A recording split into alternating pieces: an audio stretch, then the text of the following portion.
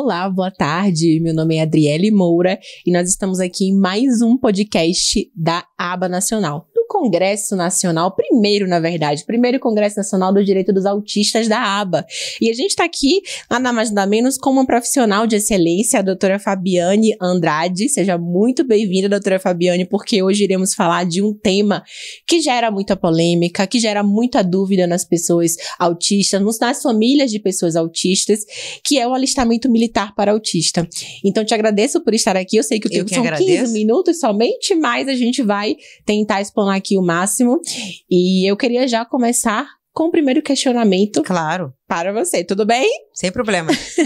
Gente, olha só, eu sei que muita gente tem essa dúvida, né, de como a gente deve proceder quando o autista, né, se torna ali de maior, quando chega o momento do alistamento militar. Então, Fabiane, de fato, é obrigatório, é necessário o autista se alistar? Como procede? Aqui a gente fala muito da parte prática, é algo mais de solução. Sim, claro. O alistamento, primeiramente, boa tarde a todos. Obrigada pela oportunidade de estar aqui, mais uma vez, com a Comissão Nacional de Direitos dos Autistas, que tem desempenhado um trabalho muito importante. Esse trabalho de conscientização é fundamental. Se nós tivéssemos, alguns anos atrás, a oportunidade de abordar esses temas com tanta propriedade, acredito eu que as famílias teriam muito menos dificuldade de lidar com essas questões. Então, esse é um questionamento importante que ainda hoje suscita dúvidas, assim como outros questionamentos na esfera militar, no direito militar. Apenas para esclarecer inicialmente, o direito militar é uma área de expertise bastante específica, porque existe uma tendência a acreditar que é um direito que está embutido em outras áreas, quando na verdade não é. É a justiça mais antiga do país, ainda o ilustre desconhecido de muitos, da grande maioria, e esse é um questionamento basilar que você faz e que a grande maioria das pessoas não sabe a resposta. Então, o serviço militar ele é obrigatório para todo o cidadão do sexo masculino, que ao completar a maioridade deverá se alistar, deverá procurar pelo alistamento. E aí você me pergunta, o autista, aquele indivíduo que está no espectro, ele precisa se alistar? Sim, todos os indivíduos que completam a maioridade, por lei, obrigatoriamente não são dispensados naturalmente do serviço militar obrigatório. Então, o que ele precisa fazer?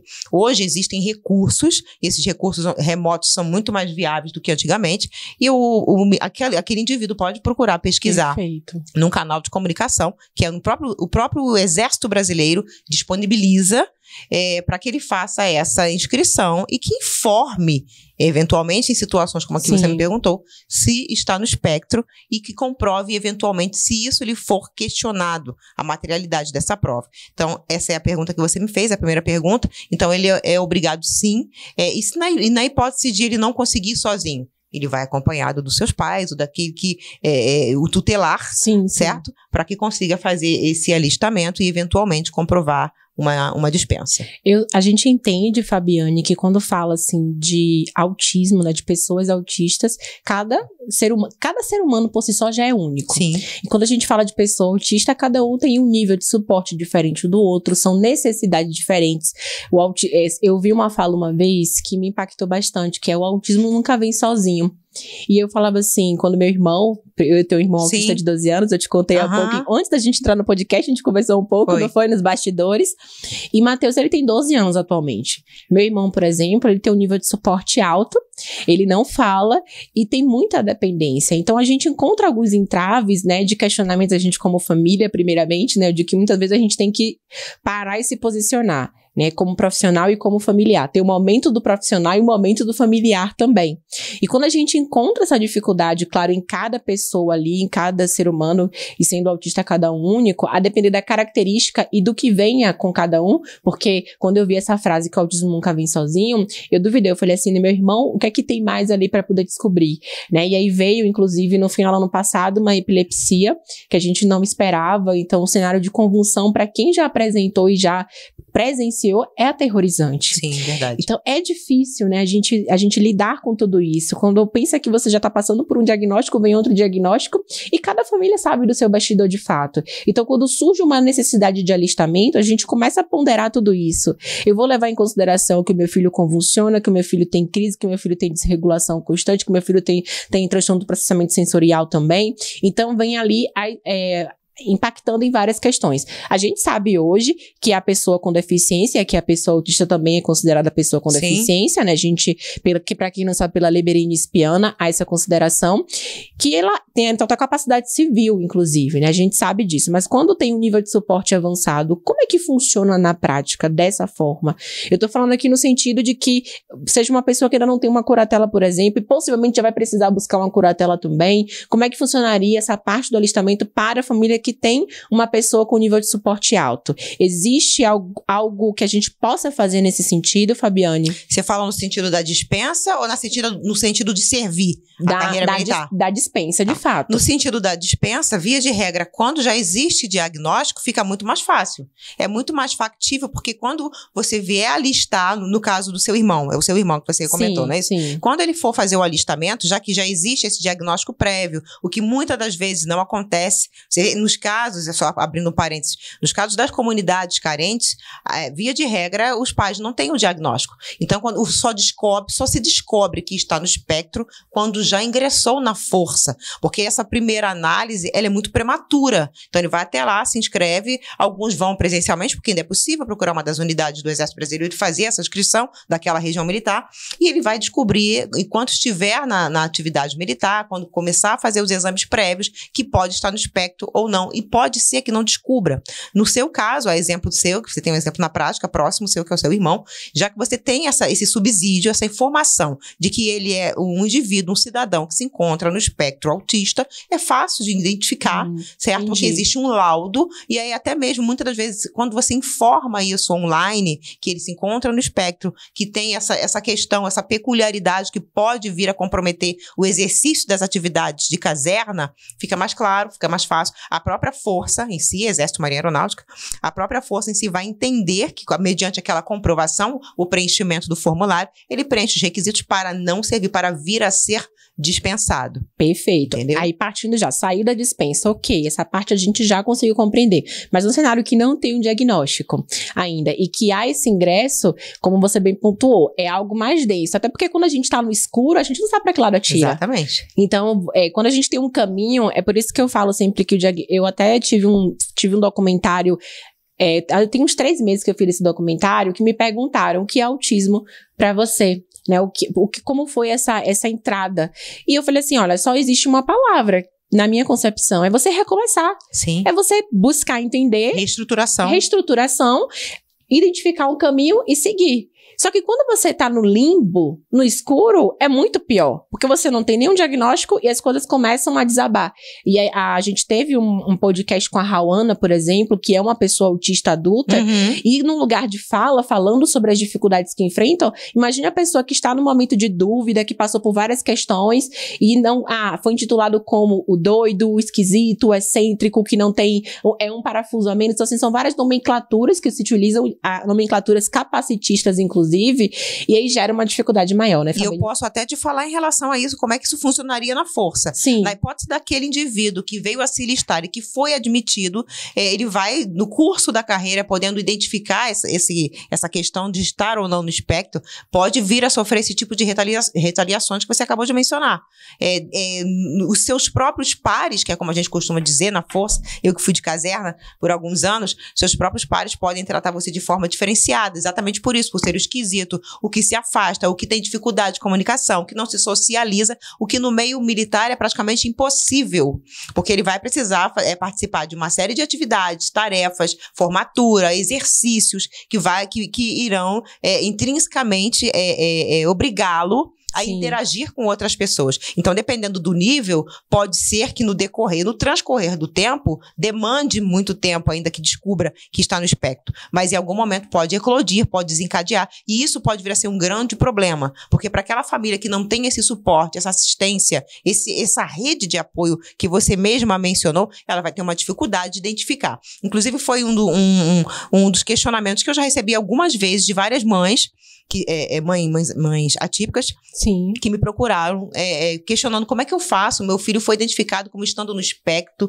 ele já está há 1 ano no serviço militar, e a gente não sabia que ele tinha o transtorno do espectro autista, e a gente não sabe como lidar com isso. A força, por sua vez, também, a força ainda tem muita dificuldade de entendimento em relação a isso, como manobrar situações dessa categoria, muitas das vezes abandonando a própria sorte, licenciando, porque não recebe tratamento adequado, não recebe a devida orientação. Invalida aquela pessoa, Totalmente, não é? totalmente, exatamente isso. Vamos colocar à margem da sociedade, porque é alguém diferente, que não vai se coadunar com os nossos valores de hierarquia e disciplina e pundonor militar, que são inerentes à carreira e indispensáveis ao exercício desta. Então, assim, é ainda uma linha muito tênue. Eu entendo que é um tema que precisa ser muito debatido. Eu estava até conversando, não sei se foi acho que foi com a Rayana, não me lembro, mas ela disse que no Acre existe uma deficiência muito grande em relação a esse tipo de informação. Muitas pessoas que a procuram é porque realmente não sabem quais são as medidas a serem tomadas. Muitas pessoas não sabem que quem está no transtorno precisa se alistar, porque é uma informação basilar,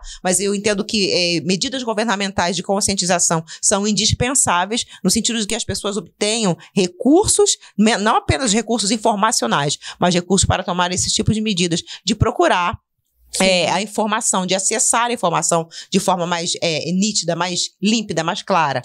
E a gente tem as cartilhas hoje, mas muito embora a gente tenha as cartilhas, as pessoas precisam saber que elas existem, e muitos ainda não sabem. Não é somente ter a cartilha, a gente tem informação e conseguir compreender aquela informação, né? Agora, quando você fala, Fabiane, dessa parte, né, em relação a invalidar a pessoa, né, essa dispensa após o diagnóstico, então já está servindo, então vou afastá-lo para que ele não tenha mais que estar aqui servindo. Mas tem também a pessoa autista que deseja, ela tem ali a aptidão, ela tem um desejo como profissional, porque isso não, a gente não pode simplesmente, um diagnóstico, paralisar a pessoa e ela não faz mais nada daquilo ali. Às vezes a pessoa tem a vontade, independentemente de diagnóstico ou não, de continuar servindo. Sim. E aí vem uma questão que você pontuou, eu acredito que ainda há uma falha muito grande, eu digo que há um limbo muito grande aqui, que é a força estar preparada para atuar de maneira inclusiva. Então ela não está. Qual é a sua concepção sobre isso e uma possível solução que a gente poderia ter até dentro das forças?